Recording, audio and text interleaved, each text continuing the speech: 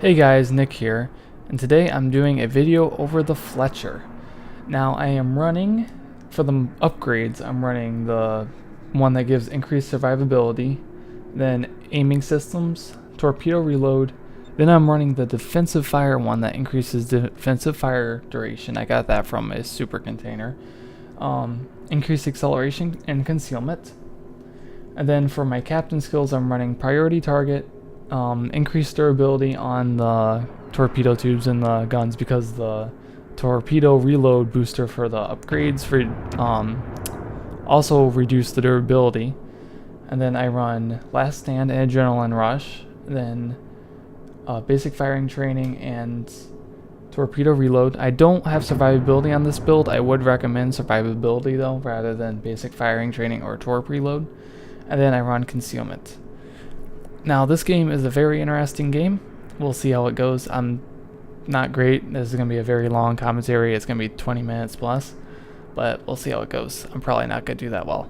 So the first thing I'm doing right now is I am pushing into B because I'm the only DD over here. I don't know why that gearing should have came this way, but it's just the way it came. So my torps just reloaded and I have good concealment on this ship. I have 5.8, so it's pretty good. And then you always push in with the DD if you have good concealment. You have to get those caps. They're very important. Oh, also with this replay, this was when there was a lot of replay bugs because this is a little while ago. So there's going to be a lot of problems with like hang-ups and stuff like that. I got rid of most of them, but can't get rid of them all. So right here I am trying to torp the Benson, just letting you know I'm gonna completely miss, and I am not gonna hit the Shimakaze either, but just giving you a heads up. I like sending torpedoes at destroyers because they don't expect it very often, and you can get some very nice kills, just like first bloods, even if you get torpedoes. Alright, so right here I don't want to get spotted, so I am going to be pushing out. Getting out of the cap. There is a lot of DDs and a lot of ships backing them up, but I don't have anyone backing me up except for Baltimore and a Montana.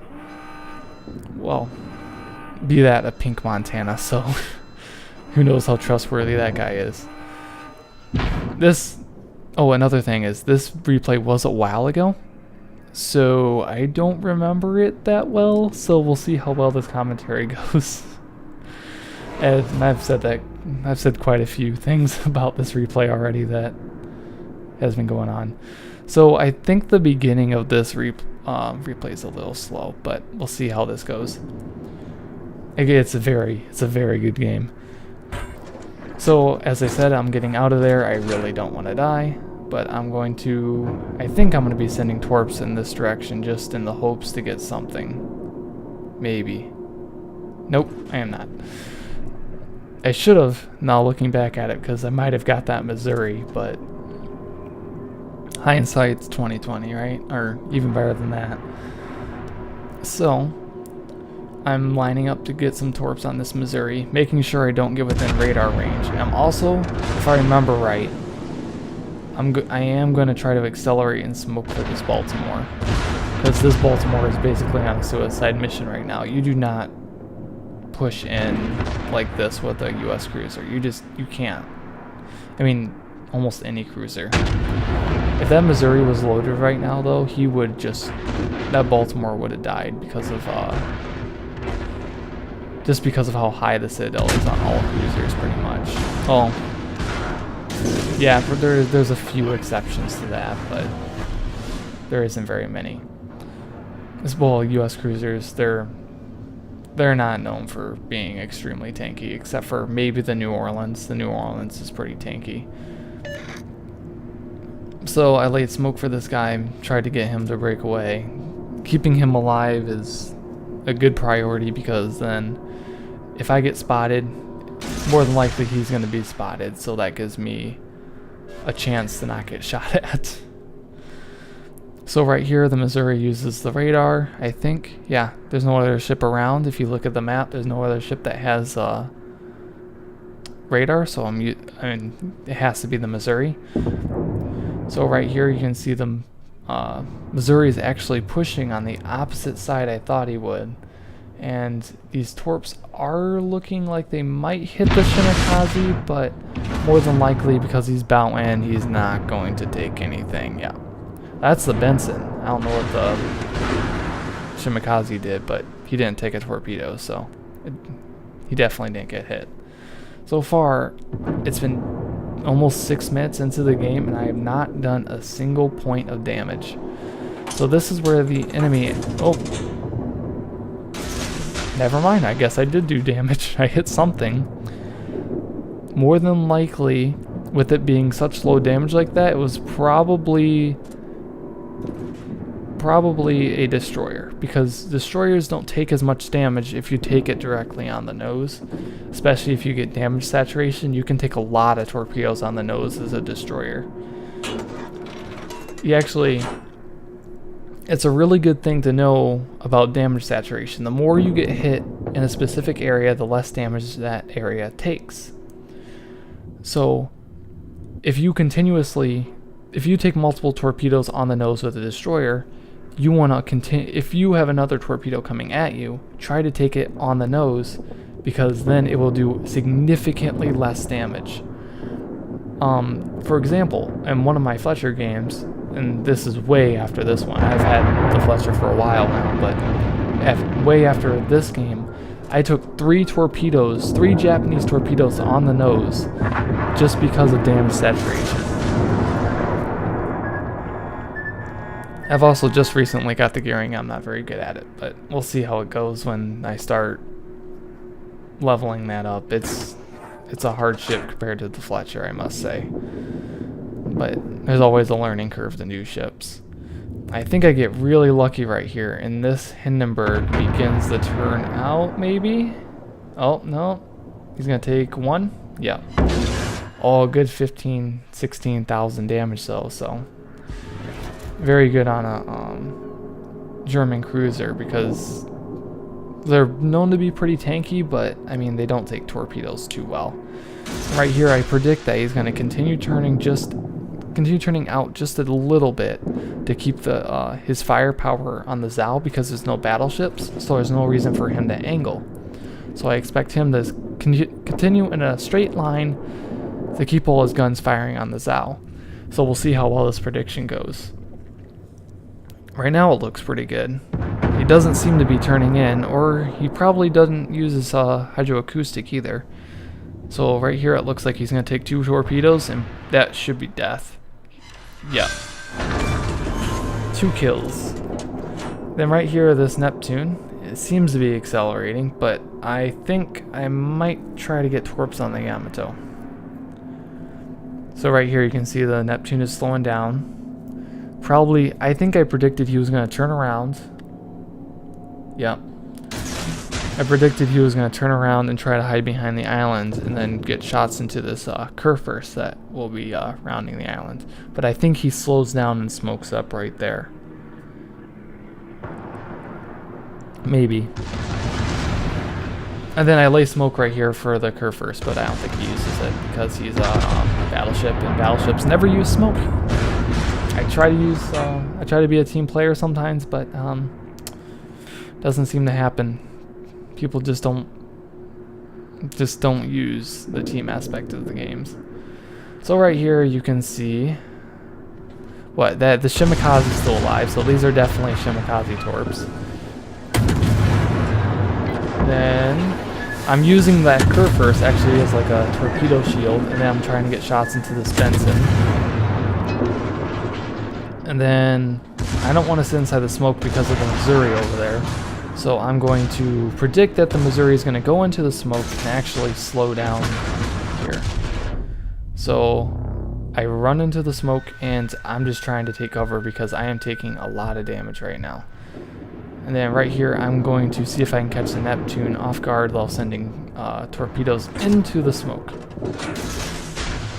So I send torpedoes into the smoke. You can still see gunfire coming from the same location. The torps going at the Missouri are pretty much what I predicted. He would be firing all of his guns on the curve first, trying to get him dead. And so he sails into the smoke, not expecting my torpedoes, and he takes 3 and dies. Now right here I realize that our cap is being contested, and I do not want our cap to be taken, because we do need the points. We are down right now, even though we do have, what, 1 more ship? That is not a very big advantage. So right here I fire a few AP salvos into the Neptune. Not a bad choice, but wish it would have aimed a little bit more at the superstructure, because then it would have not had as many bounces. So right here I am sailing into D. He will get the cap, I believe, yeah, but once I get inside of it, there will be no more points gained. So right here I have both of my torpedo tubes loaded. So I am going towards the smoke, and I know that if I need to, I can use torpedoes. So right here I send a widespread in the hope that they will be, just get them out of the smoke. I'm going to be in an unpredictable location. So if they can move out of the smoke, hopefully their guns are facing the other way and their torpedo tubes are facing the other way, to where I can get a few free shots into the side of the destroyer. So I am heading full speed forward, and I kill a Shimakaze. I was not expecting that, honestly. That was definitely something I was not expecting. But there's also the Benson inside the smoke, as I figured. I did not expect the Shimakaze to be in the same location. So right here, I send my torpedoes after putting some good gunfire into the Benson. And this is just to try to get the Benson moving, just trying to get him out of the smoke. I kind of come around the backside, trying to make him turn his guns toward me rather than the 2 battleships over there. So what I do is I come around the backside, and I turn in because I'm detected. I don't want him torping me. And there he is. Nice quick church burst, and he's dead. Another nice aspect of the Fletcher. Very quick church reverse. So what I do is I actually go inside the smoke to become undetected, which I probably didn't need to since the Neptune was so far away and he's in his own smoke. But we are now 4 against 3. Oh, actually I did get spotted there. But it's 4 against 3. They are ahead on points and ahead on caps. So what I do right here is I do leave the cap. I do notice that there is 3 ships inside the cap. That cap is going to be capped very quickly. I need to get inside the B cap to prevent them from getting points. So I leave the cap and I go right for B cap. Now as I was heading to B cap, I also spot the Neptune. I do lay, and then I begin to lay smoke here. I probably should have held out on smoke. I don't need it. As you'll see, I play it a little more cautiously later because I don't need it. So I lay smoke. It's a team play, but it probably could have been laid in a better location.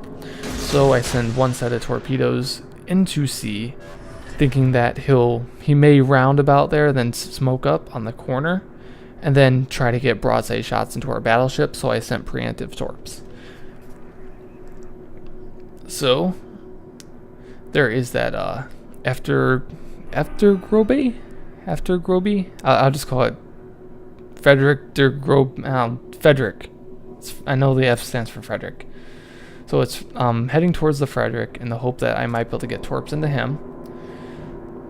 And there he is. I just sent torpedoes without an indicator because I figured that he probably will continue in the same type of direction. My other torpedoes are well past the Neptune by now. There's just no possible way the Neptune would be out that far. So I am spotting the Mogami also.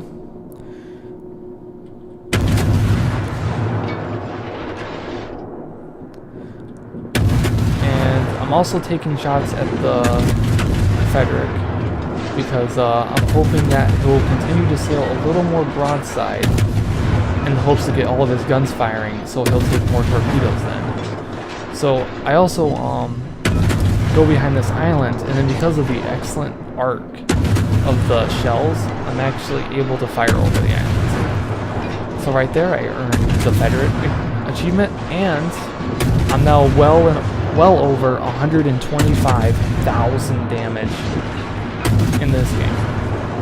Now I wouldn't consider that a lot of damage, but it's a lot of team damage, a lot of playing as a team.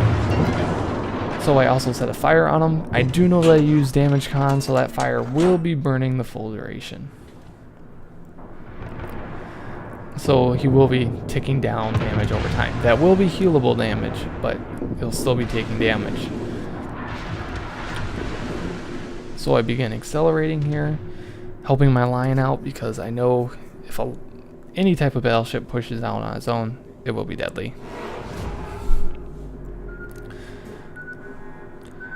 Spot those torpedoes. And there's only 3 minutes and 30 seconds left in this game.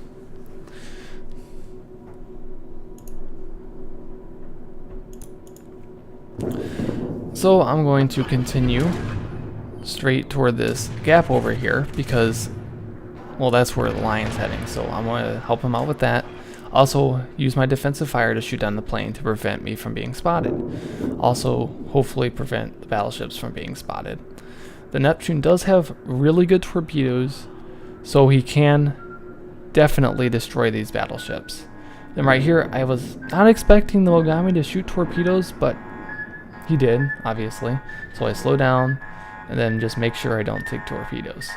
This is very important part of the game.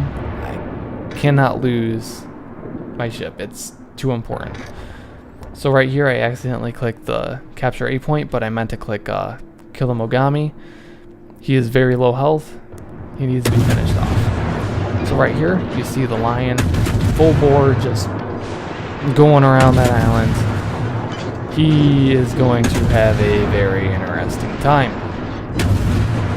So I'm actually not looking at it, but you can see the fire coming down on the Lion. He's from the after Roby and Frederick. I just keep saying Frederick, but you see the Neptune over there, and shortly that Lion will be dying. He might take out the Neptune.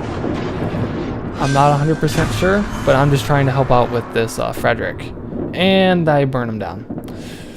Cool. So that is my Kraken. So I'm backing up right here in the hopes that I could accelerate a little bit and accelerate forward into the sea cap to help out my Neptune. Help out my Lion kill the Neptune. So right here you see the Neptune is healing, but he is taking a lot of damage. And there goes the Lion. The Neptune finishes off the Lion. We are in a 2-2 cap scenario. The points are almost equal, but we are up one ship. But if you look at our Exumo, the Exumo is burning down. Now it is a 3-1 though. And there goes our Exumo. We are down on points now. We have to get in the sea cap to equalize the points. So once I get inside the sea cap, that prevents them from getting points. So our counter for our team's points will gradually tick over theirs. But this Mogami makes a very interesting decision of full-on pushing in a Mogami. Not the best decision. So because of recording problems, I wasn't able to record this next part. So I'm just going to tell you that I do end up getting the kill. So right here is going to cut out, but I do end up getting the kill. So going to the post-battle results, I do get well over 150,000 damage.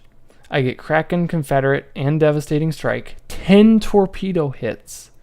I only get 1 capture base. I do get 6 destroyeds though, and that nice 7,722 experience, which really doesn't mean anything on the Fletcher. I already had the gearing unlocked. I do get top on the team, 2,791 experience base. That's crazy good, and for this patch, it's been very hard to get that well above 2,500 base experience in these past few patches. So the next slide, you can see I did all my damage to all this stuff. I didn't really take too much damage. I did well over 54,000 spotting damage. A lot of potential damage fired at me. Most of my damage came from torpedoes. Surprise! I fired 70 torpedoes, but I hit 10, so that's not too bad. Well, especially for torpedoes, those things just don't seem to hit anymore. And then looking at my credit income, I do not have premium during this time, but I do end up making a nice 233,000 credits. Well, 648, but who cares about those? All right, so this is me showing you a game of the Fletcher, and I hope you enjoyed.